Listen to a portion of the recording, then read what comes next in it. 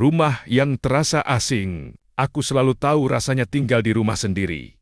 Tapi seperti menumpang. Pagi itu, matahari masuk lewat celah jendela kayu yang sudah retak. Cahaya hangatnya jatuh tepat di wajahku. Tapi tidak pernah benar-benar terasa hangat. Dari dapur terdengar suara piring beradu. Ibu sudah bangun sejak subuh. Seperti biasa, aku duduk pelan di kasur tipis yang sudah kempes. Dari luar kamar terdengar suara ibu memanggil adikku dengan lembut. "Bangun sayang, nanti telat sekolah." Suaranya beda, selalu beda, lembut, penuh perhatian. Seperti ada selimut tak terlihat yang menyelimuti setiap kata untuk adikku. Sedangkan untukku, yang sering kudengar hanya perintah atau teguran. Aku keluar kamar. Lantai terasa dingin. Ibu sedang menyuapi adikku yang duduk di kursi plastik kecil. Tangannya pelan, matanya penuh senyum. Aku berdiri beberapa langkah dari mereka. "Bu, aku juga belum makan." Ibu menoleh sebentar. Tatapannya datar. Di meja ada nasi. "Ambil sendiri." Ibu lagi sibuk. Jawabannya pendek. Tidak ada senyum. Tidak ada nada lembut, seperti aku bukan anaknya.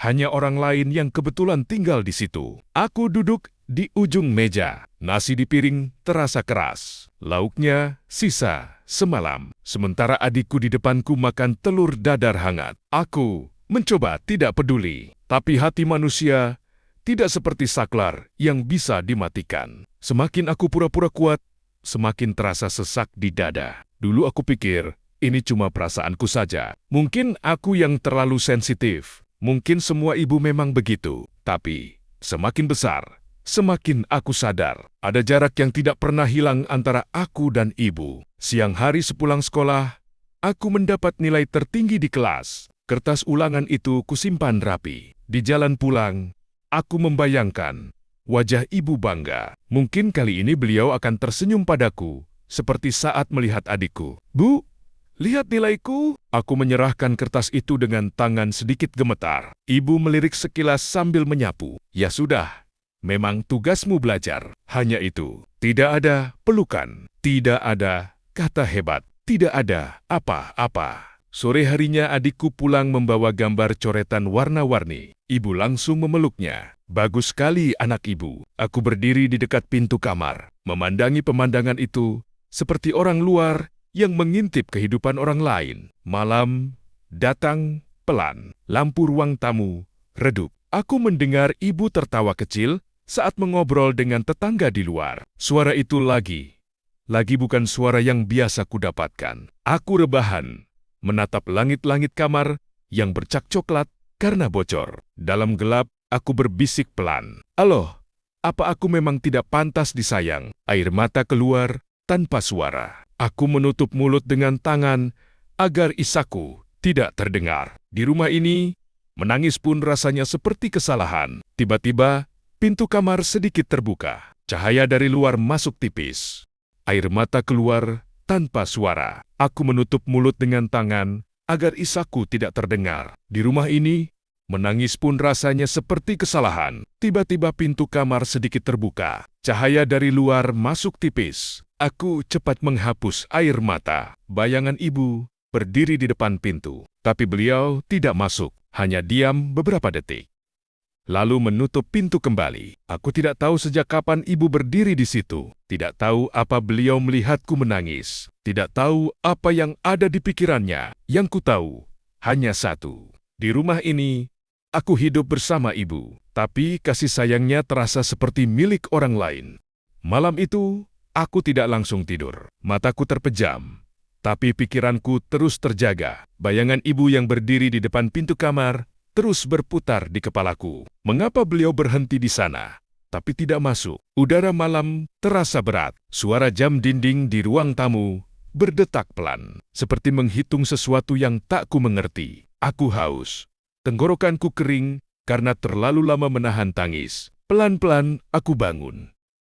Membuka pintu kamar tanpa suara. Lampu ruang tamu sudah mati. Hanya cahaya dari dapur yang masih menyala redup. Langkahku pelan melewati ruang tengah. Tiba-tiba aku mendengar suara pelan dari arah dapur. Suara Ibu, aku.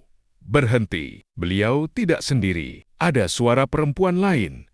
Sepertinya Bu Rini, tetangga sebelah.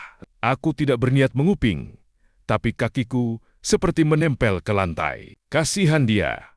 Suara Bu Rini terdengar pelan. Aku menahan napas. Suara ibu menjawab, lebih pelan lagi, hampir seperti bisikan yang pecah. Kamu kira aku tidak sakit? Setiap hari aku lihat wajahnya.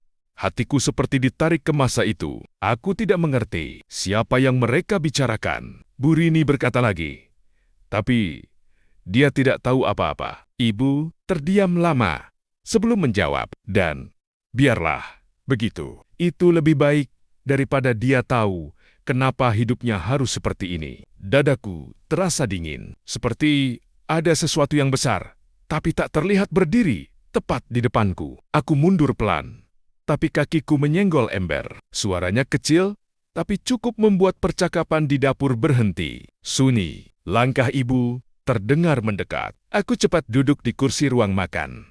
Pura-pura menuang air minum. Tanganku gemetar. Ibu muncul di pintu dapur. Matanya menatapku lama. Tatapan itu bukan marah, bukan juga lembut, tapi seperti orang yang takut pada sesuatu yang tidak bisa ia hindari. Belum tidur? Tanyanya pelan. Haus? Jawabku singkat. Langkah ibu terdengar mendekat. Aku cepat duduk di kursi ruang makan, pura-pura menuang air minum. Tanganku gemetar. Ibu muncul di pintu dapur. Matanya menatapku lama. Tatapan itu bukan marah, bukan juga lembut, tapi seperti orang yang takut pada sesuatu yang tidak bisa ia hindari. Belum tidur? Tanyanya pelan. Haus?